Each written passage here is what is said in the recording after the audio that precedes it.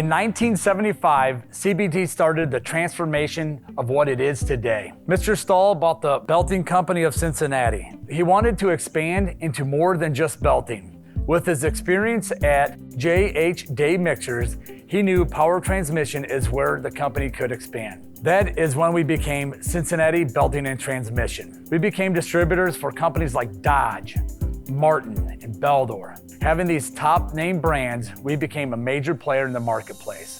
The mechanical SBU has a lot of synergy with other SBUs.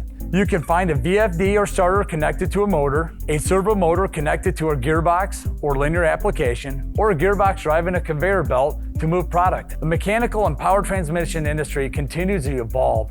You'll hear words like mechatronics. Mechatronics is when engineering is focused on merging mechanical and electrical together. Our people is what continues to separate us from our competition. Our inside sales support, along with the product specialists within each category, helps us service our customers.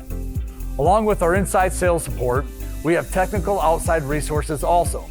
Whether it's sizing a new gearbox or retrofitting a piece of equipment, we have the proper people to get the job done.